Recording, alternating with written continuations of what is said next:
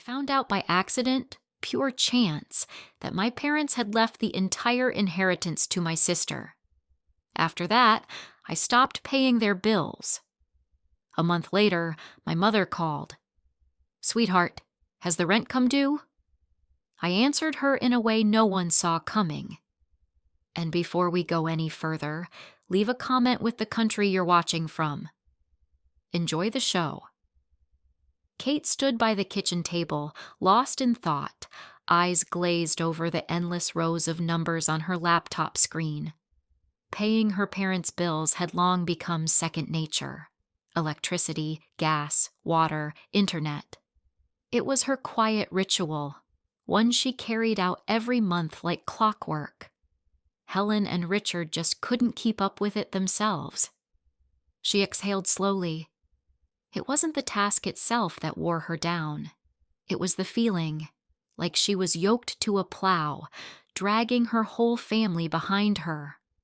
Chloe, her younger sister, was probably at a boutique picking out the perfect dress for a party or whispering about someone's love life over overpriced coffee. Chloe lived in a world untouched by reality, a glittering fantasy where rent paid itself and problems evaporated with a sigh. Kate didn't envy her exactly, not really, but sometimes she wished someone would see her, appreciate her. "Honey," her mother often said with a soft smile, "Chloe just needs her freedom. She's a creative soul. You, Kate, you're the practical one. You always land on your feet."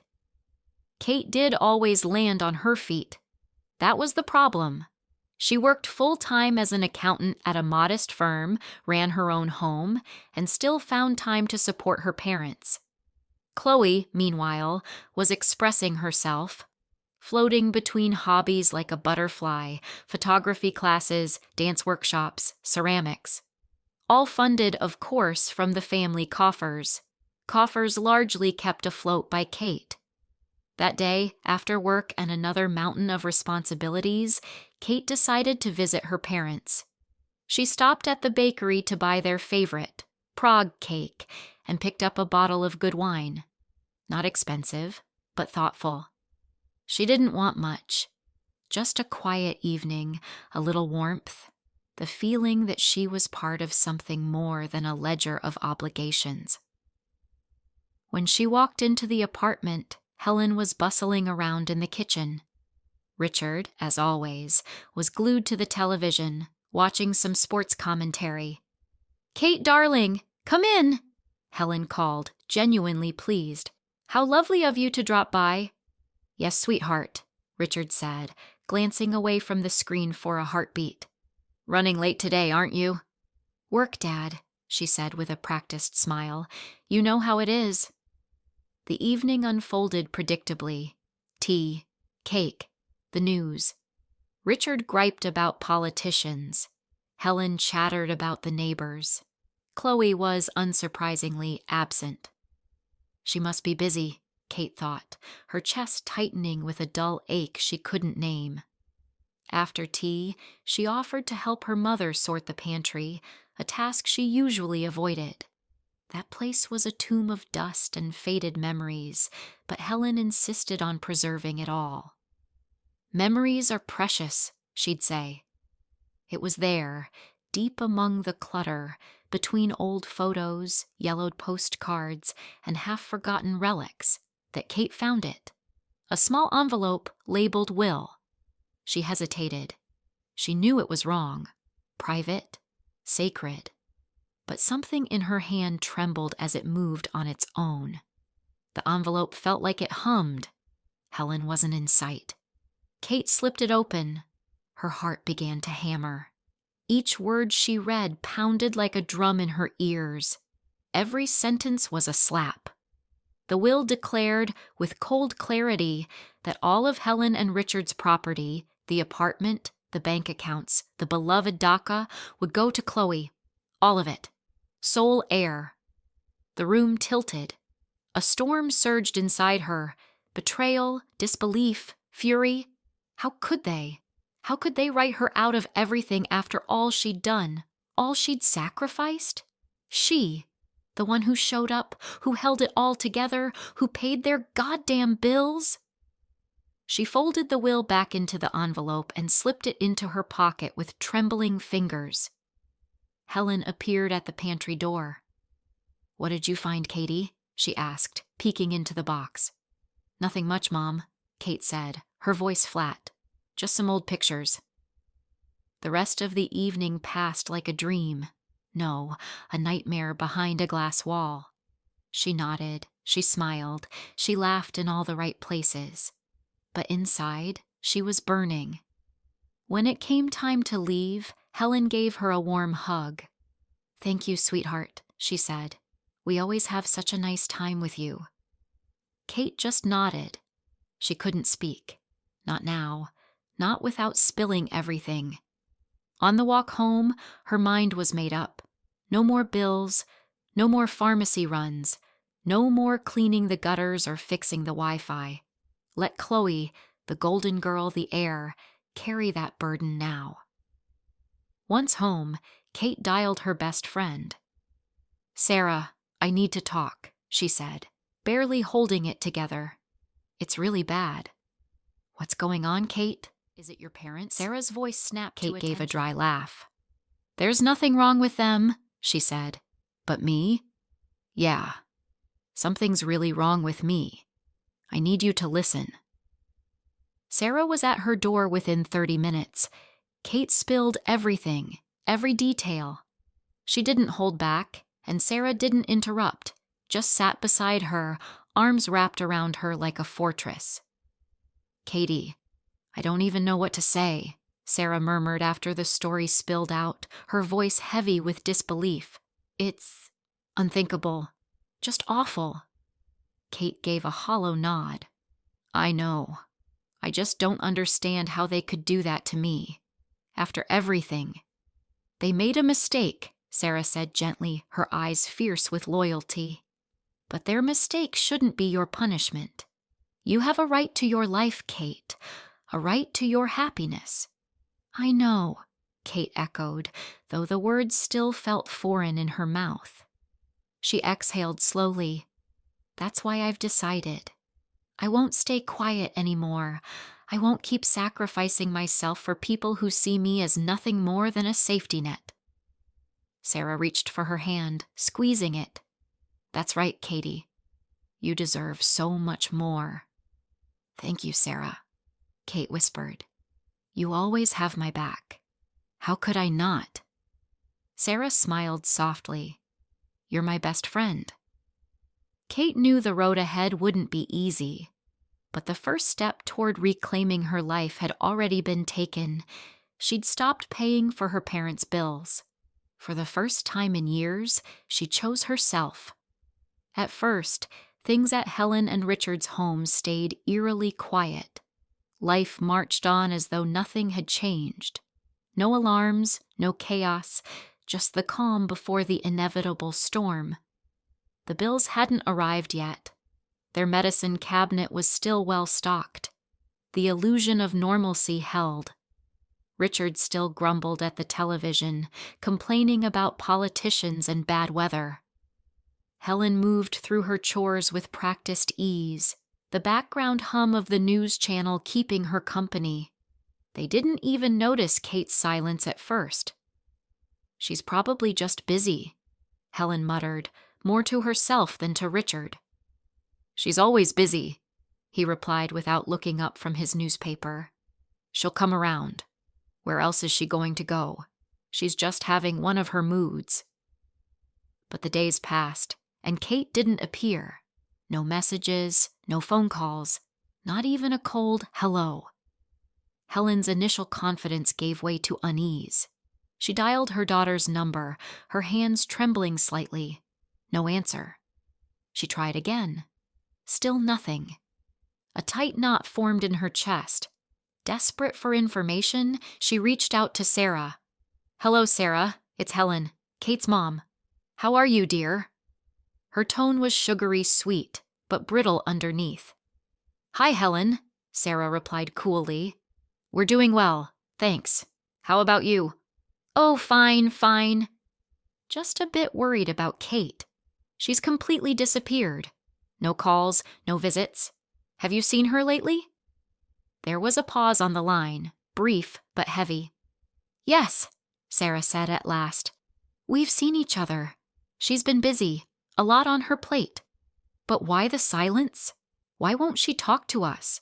Have we done something to offend her? I think that's something you should ask her directly, Sarah said gently. It's not my place to share what's not mine to tell. Helen's polite mask began to slip. Sarah, please. I'm her mother. I deserve to know something. She just needs space right now, Sarah said firmly. Time and space. She'll come to you when she's ready. Until then, I have to go. Goodbye. The line went dead. Helen sat frozen for a moment, stunned by the wall she'd just hit. She told Richard everything.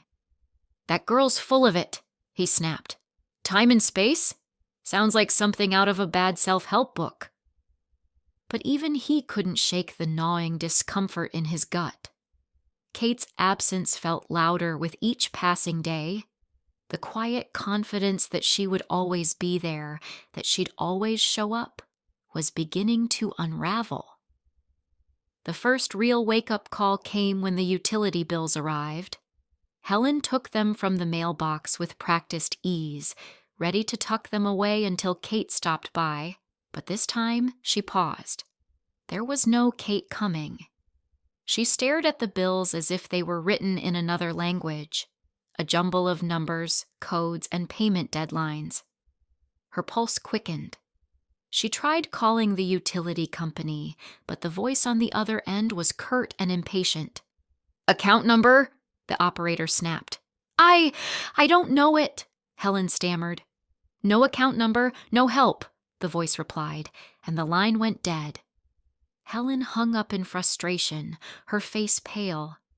Richard, what are we going to do? I don't understand any of this. Richard frowned and grabbed the receipts, scanning them slowly. His brow furrowed as he tried to piece together how Kate used to handle it all. But the truth was, he didn't know. He never had to. They spent the rest of the day fumbling through websites, hotlines, to pay the bills, but it cost them a whole day's worth of stress, confusion, and raw nerves. That evening, they sat in silence. No TV, no background noise, just the quiet and the creeping realization they were lost without her. Kate hadn't just helped them. She'd carried them, and now that her steady hands had vanished, they were floundering. Helen couldn't take it anymore. She picked up the phone and called Kate again. This time, her daughter answered. Kate, honey, what's going on? Why haven't you called? Why haven't you come by? Her voice trembled, but the voice on the other end was cold, detached. What's the problem? Don't you have Chloe? She's your heir. Let her take care of you. Helen froze, stunned. She had never heard Kate speak like that. Her voice was laced with ice, and underneath it, decades of unspoken pain. But Kate, we're your parents. How can you talk to us like this? There was a pause. And how could you do that to me? Kate snapped, her voice cracking at the edge. I've supported you my whole life, and you chose to give everything to Chloe. Chloe, who barely even remembers to call you. Helen couldn't answer. For the first time, she was forced to hear the weight of her daughter's silence and the fury behind it. We just wanted her to have a future, Richard stammered, his voice small and retreating. Kate's voice came back, sharp as a blade. And I don't? I'm not entitled to one? Was I supposed to spend my life working for you and Chloe? No, of course not. We didn't think. Exactly, Kate snapped. You never thought of me. There was a beat of silence, cold and final. Live your life however you want. But I'm done. I won't finance you anymore. She ended the call, the sharp click echoing louder than any shout. Helen sat frozen, the phone slipping from her hands. Tears welled in her eyes and rolled down her cheeks as she turned to Richard. "She said she's done. She's really done," she whispered. Richard said nothing, only lowered his head like a man under judgment. Guilt twisted in his chest.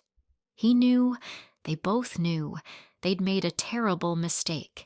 They had given everything to Chloe, and now they were watching the price unfold in real time. A month passed. Kate buried herself in work and clay.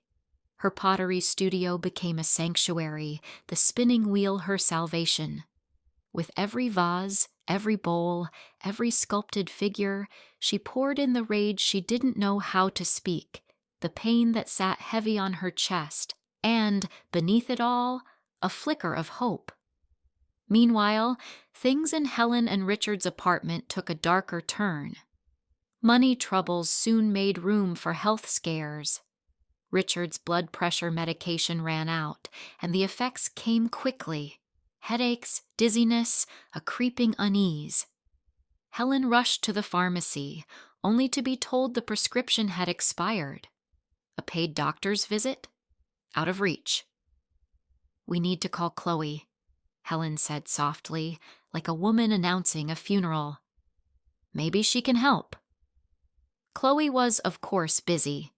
A party was on the horizon, and her mind was on champagne, outfits, and lighting for Instagram photos.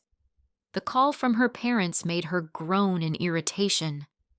"Mom, what is it now?" she said flatly. Helen tried to keep her voice calm, but panic bled through. "Sweetheart, we're in a bit of a situation. Your dad's out of medicine, and the bills, well, they've gotten out of hand." Chloe sighed loudly. "Ugh, Mom, I told you. Things are tight for me too right now. I'm not Kate. I can't just solve all your problems." "Maybe just this once," Helen began, but Chloe had already decided. "Figure it out yourselves for once," she snapped. Then click. The line went dead. Helen slowly lowered her hands and turned to Richard. The fear in his eyes matched her own. "What do we do now?" she whispered. Richard said nothing. He had no answers, only the dull ache of regret. Chloe, meanwhile, sat with her phone on the couch and felt something unfamiliar, a twinge of guilt. But it was quickly buried beneath resentment. Why should she miss a party to play nursemaid? Why should her fun be derailed by their constant needs? Still, a flicker of discomfort remained. She decided to call Kate. "Hey, Katie," she chirped with forced cheer. "Listen, my parents are kind of in trouble. I was wondering if you'd, reconsider and help them out." Kate's stomach clenched at the sound of her sister's voice. Cold fury coursed through her. "Chloe," she said, voice like ice, "you know exactly why I stopped helping them. Don't dump your responsibilities on me because you don't want to deal with the mess you inherited. You're the heir. That's your burden now." Chloe tried to interrupt, but Kate cut her off. "Don't call me again. I don't have time for your games." The call ended. Chloe stared at the screen, seething. She tossed the phone onto the couch with a hiss of frustration. "What a bitch," she muttered. Her mind? How could she abandon jealousy? Them like that? That had to be it. Kate resented her beauty, her freedom, her life. What other reason could there be for such cold indifference? Back at the apartment, Helen and Richard made one last effort to reach their daughter. Helen called again and again, hoping to catch Kate in a softer moment. But every time, Kate deflected, claiming she was tired, overwhelmed, or busy. The truth was, she didn't trust herself to speak. Not yet. She was still trying to process it all. The years of giving, the sudden betrayal, the slow corrosion of love turned duty. "Kate, why are you acting like a stranger?" Helen asked one day, her voice cracking. "We're your parents. Can't you find it in your heart to understand?" Kate's response was quiet, but laced with steel. "Understand what, Mom? That you used me for years, and now that I'm no longer useful, you remember I exist? Number, I don't think I can understand that." Richard tried once too. He called, but when Kate answered, he couldn't find the words. He just sat there, holding the phone to his ear, hoping something, anything would come. Kate didn't speak either. She hung up after a few long, painful seconds. Left in the silence, Helen and Richard began to reflect. At night, they sat together, revisiting every moment they had chosen Chloe, every time they had taken Kate's kindness for granted. "We were blind," Helen admitted one evening, tears soaking her cheeks. "We saw what we wanted to see. We believed Kate would always be there no matter what. But she's human too. She's allowed to hurt." "You should have thought about that sooner," Richard muttered, not unkindly. Now they were left with consequences. Chloe began to pull away. The reality of being responsible, of stepping into Kate's old role, didn't fit her glamorous life. She tried, briefly, to help with bills, to navigate the healthcare system. But after a few frustrating failures, she stopped answering their calls altogether. And just like that, the parents who once had 2 daughters found themselves utterly alone. Chloe wasn't used to this kind of life. Responsibility sat on her shoulders like a foreign weight. She had always been the one who received, never the one expected to give. "Why me?" she whined over the phone to a friend. "Why should I be the one to pay for them? Katie's the rich one now. Let her handle it." But her friend didn't rush to offer sympathy. She'd known Chloe too long, seen too much. "This is on you," her friend said bluntly. "Katie paid for everything for years. You were fine with it then. Now she's done, and you're shocked? That's rich." Chloe ended the call, fuming. Her friend didn't get it. No one did. She felt trapped, caught between the burden of caring for her parents and the gnawing guilt of what might happen if she didn't. But she didn't want to be the responsible one. That wasn't her role. Meanwhile, Kate felt something she hadn't in a long time: freedom. Yet, under that freedom lay a raw wound. The betrayal still throbbed. At the ceramics studio, she worked in silence, her hands molding clay while her heart whispered its pain. The pottery wheel became her therapy, her quiet rebellion against the years she'd sacrificed. Sarah, her close friend, saw the transformation. "You're different now," she told Kate one evening. "Stronger, more you." Kate offered a small, tired smile. But Sarah also knew that strength didn't mean the wounds had healed. "Don't carry the bitterness forever," she said gently. "They're still your parents. They messed up, sure, but they know it now. Maybe give them the chance to fix it?" Kate didn't respond. The words landed somewhere deep. She knew Sarah was right. But forgiveness wasn't a switch she could flip. The hurt ran too deep. Then a call came. Helen, her mother. "We've changed the will," Helen said. "Everything's equal now, between you and Chloe. We know we were unfair." Kate was quiet for a moment. "It was never about the inheritance," she replied. "It's about how you never saw me, how you worshipped Chloe just for existing, while I broke myself trying to hold everything together. I need time to move past that." Still, something inside her was softening. She could see her parents were trying, awkwardly, clumsily, but sincerely. She felt the anger loosening, inch by inch, giving way to something gentler. Sympathy, maybe. Compassion. Then came another call. Kate was working with a fresh lump of clay when her phone rang. It was Chloe. Her voice was trembling. "Katie, Dad's not okay. He needs surgery, right now. We don't have the money. Please, help us." Kate's fingers froze on the clay. Her heart tightened. "What happened?" she asked, forcing calm into her voice. Chloe's words came fast. Richard had suffered another attack. The doctors said it was urgent. The operation was costly, and they were out of options. "Mom's falling apart. I've tried everything. I can't fix this.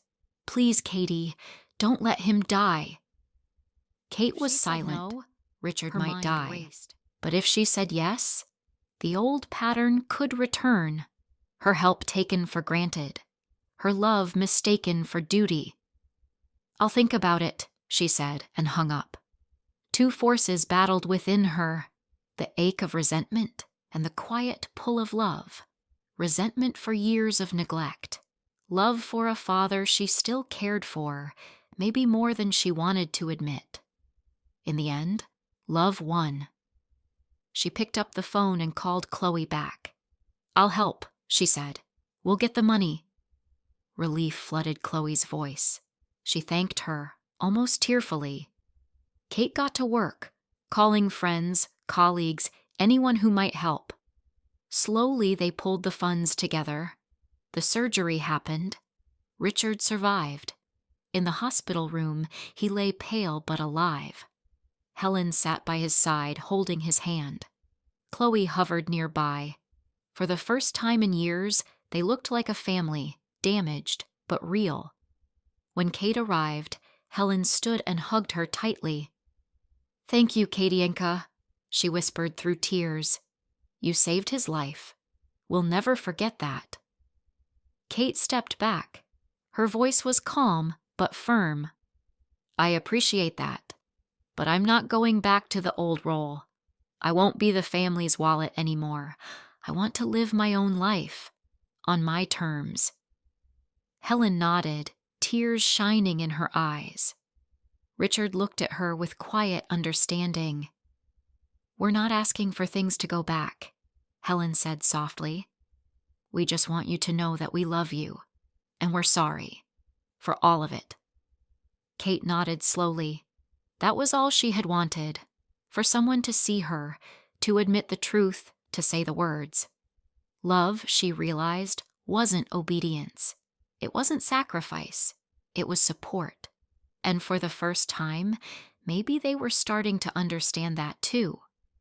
In that moment, Kate saw a path forward, not back to the way things were, but toward something new, something honest. Forgiveness didn't mean forgetting. It meant choosing healing over hurt. And that was something worth choosing. Second story, Grandmother's Secret Gift. Emma hadn't expected to be stunned. But when the notary finished reading the will, her world cracked. Nothing, not a single thing, had been left to her or to the granddaughter who had once been the apple of her grandmother's eye. Instead, the lawyer silently handed her a note. Her grandmother's handwriting danced across the page. "For the memorial, use the photo from the frame, the one my granddaughter took down when she pulled it off the wall. And before we begin, let me know from which country you're watching this video. Make sure you're subscribed. I share life stories like no other, every single day. Enjoy the tale." The news of her grandmother's passing hit Emma with a weight she wasn't ready for. She hadn't been a child in years, but that didn't stop the tears from pouring, ruthless and raw. Even the coldest heart would soften at the sight. Because to Emma, Grandma wasn't just a relative, not just her father's mother. She was everything, her rock, her soulmate, her entire world. Grandma had filled a void that no one else seemed to notice. And no, Emma's parents weren't addicts or dead or monsters. They were ordinary people, clocking in and out of ordinary jobs, living in the dull ache of routine. But somehow, Emma didn't fit. She was born, and then a year later came her sister. From then on, it was Grandma who raised them. Their parents worked long shifts, night shifts, all shifts. But it wasn't the work. Not really. The youngest was always picked up first. Emma, more often than not, stayed behind. She never understood why. She just didn't belong. The truth was cruel and quiet. Emma was the spare piece in her own family. As a child, she'd gotten scraps of affection. But as she grew, even those dwindled. Until one day her mother arrived, bags in hand, eyes fixed on the floor. She dropped the money on the table. "Take her," she said. "I can't anymore." Grandma sent Emma to her room, told her not to come out until called. But the walls were thin. Emma sat, small and stiff on her bed, listening to the voices rise like thunder. "Julia, she's your daughter too. What are you doing? How can you choose between your children like this? You don't understand, Mom. We're barely surviving, and this is just the beginning. What about the future? Then why did you have another child?" "The second one. We planned for." "That's enough. We'll send more money later." The door slammed like a final sentence. Emma peeked out, eyes wide. "Grandma? She's not coming back, is she?" The old woman's shoulders sagged. Her eyes, once full of fire, dulled. "I don't know, baby. But don't you worry. You have me, and I have you. That's enough. And forgive them, Emma. Life has a way of punishing the indifferent." And life did. Emma was finishing 9th grade when her mother came back, years later, like a ghost at the door. Grandma's face hardened the moment she saw her. "What do you want?" she snapped. "Emma, go to your room," Grandma said. The familiar sentence half-heartedly opening her textbook, but her ears strained toward the kitchen. "She's older now," her mother said. "Let her come home. Now you remember she's your daughter? What happened? Your precious youngest doesn't help out anymore? She's in school. So is Emma. But you want her to be a nurse for your sick husband? You protect the younger one while you plan to ruin the older's life? No, it's not like that. She's my daughter. She should help us." "She doesn't owe you anything," Grandma hissed. "You left her, never called, never sent a single New Year's card, not one. Don't come asking now, and don't you dare think she belongs to you. My son failed her, and so did you." Then came the warning. "Leave, Julia. Don't come back. If you try anything, I'll go to child services, and neither of you will keep your daughters. Think very carefully." Her mother left in silence, and that same day Emma learned something else, something about her parents, that finally shattered the last ember of hope that her family might someday be whole again. Still, Emma moved forward. She finished 9th grade with pride and entered college. There was no money for university yet, but she had a plan. Start small, dream big. Her father had recovered, Grandma said. Her sister was in the 11th grade now. Their parents would pay for her to go to university. The sting of it was sharp, but Grandma had a way of soothing even the deepest cuts. Emma held on. She got into university, lived with Grandma, took care of her as her strength faded, as her steps slowed. Emma often wondered if her grandmother would live long enough to see her married, her one wish, and by some miracle she did. Emma's wedding was modest, no frills, no fanfare. But Grandma was there. She cried when she saw her granddaughter in white. Her parents were not. Her sister came to the wedding, but not in support, and certainly not in sobriety. She arrived loud, bitter, and reeking of cheap liquor. Even their grandmother, who had mastered the art of polite tolerance, couldn't hide her disgust. "You're rushing the wedding, pinching pennies," her sister slurred, wobbling slightly on her heels. "Emma, what is it? Are you knocked up or something?" She cackled, jabbing a finger at the bride's stomach, her laughter hollow and mean. After that day, Emma didn't speak to her sister or her parents. Not out of anger. There was simply nothing left to say. Silence felt cleaner. But there was always Grandma. Even after Emma moved away, Grandma never forgot her. Emma flourished. She graduated from university with honors, found a great job almost instantly, and was granted a small office apartment. She and her husband moved in and began saving for a place of their own. Of course, they invited Grandma to live with them, but she refused. "No, Emma. I'll live out my days in my own home." "Grandma, what are you talking about? There's no burden. You're family. We love you." "I know you do, but I can feel it.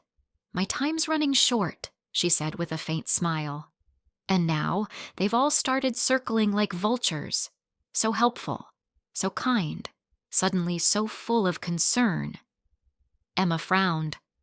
"Why would they do that?" "Because your sister's pregnant. No home, no plan. And I told her she could have the apartment when I'm gone." Emma didn't reply.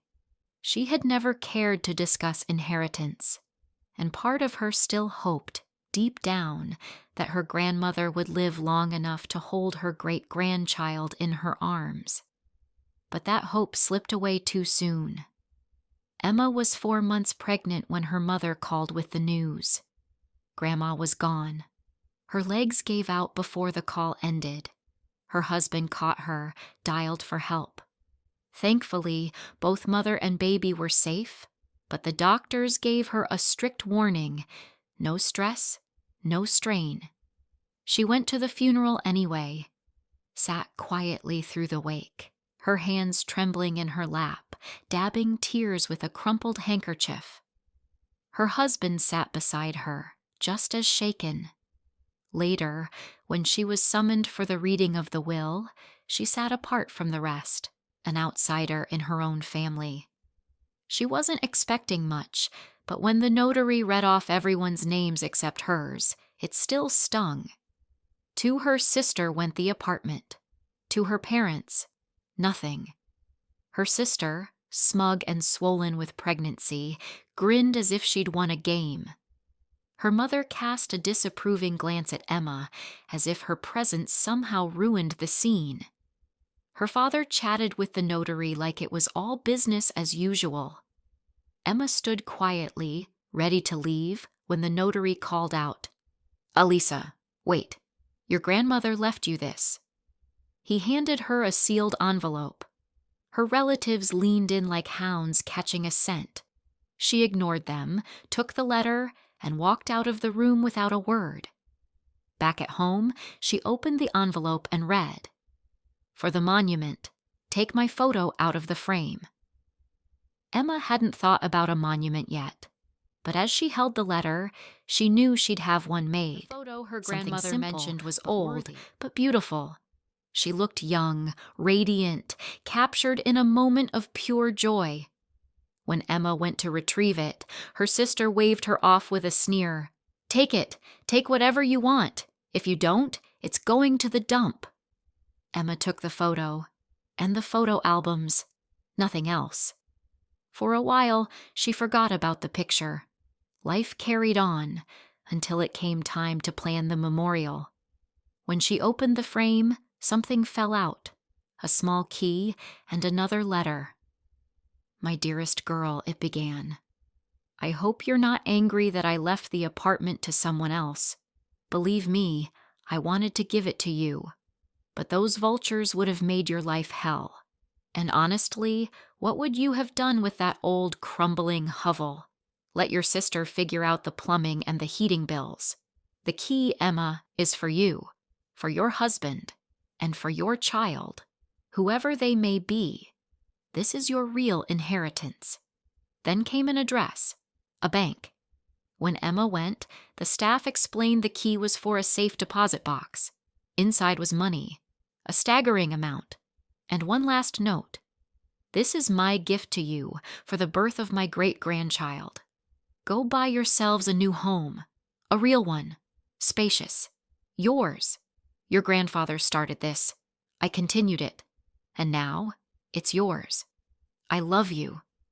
Emma sobbed as she reread the note. Her husband stood by her side, tears in his eyes. And little Ethan, nestled in his father's arms, smiled, tiny and innocent, as if he understood. Somehow, in that moment, even without words, he did. Because some tears are not born of grief. Some tears are born of love. If this story touched your heart, don't forget to like and subscribe. I share real-life stories like this every day, stories about love, loss, and the quiet strength we carry. Thank you for listening, and we'll see you tomorrow.